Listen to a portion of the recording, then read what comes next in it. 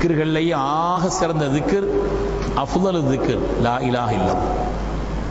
இதழ் ஒட்டாத எழுத்துக்கள் சொல்கின்ற நேரத்தில் நம்முடைய இதழ்கள் ஒட்டாத லா இலாஹ இல்லல்லாஹ் என்ற உயர்வான சொல். சிரமமான நேரத்திலும் கூட சிரமம் இல்லாமல் நாம் சொல்வதற்காக அல்லாஹ் நமக்கு தந்த அருளான வஹ்தானியத்தினுடைய உன்னதமான ஒரு சொல். யா அய்யுஹல்லதீன ஆமனு ஆமீனு, ஈமான் கொண்டவர்களை ஈமான் கொடுங்கள் என்று அல்லாஹ் சொல்கிறார். அதை சொல்ல சொல்ல சொல்ல சொல்ல லா இலாஹ இல்லல்லாஹ் என்பதை சொல்ல சொல்ல நம்முடைய ஈமான் அதிகரிக்கிறது, நம்முடைய கல்விலை பிரகாசம் உண்டாகிறது, நம்முடைய நாவு எல்லா விதமான மேன்மைகளையும் பெறுகிறது. எனவே திக்ர்களில் ஆக சிறந்த திக்ர் லா இலாஹ இல்லல்லாஹ். மூசா அலைஹிஸ்ஸலாம் அல்லாஹ்ட்ட கேட்டாங்க, ரப்பே எனக்கு ஏதாவது உன்னை புகழ்வதற்கு ஒரு திக்ர் சொல்லித்தான் கேட்டாங்க.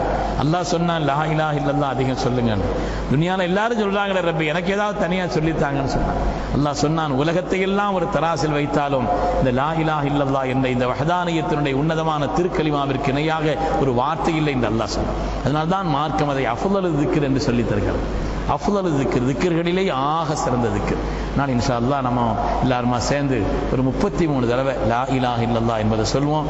அதற்கு பிறகு சில திக்ர்களையும் நாம் சொல்லிவிட்டு இன்ஷா அல்லாஹ் நான் ஒரு துஆவை செய்வோம்.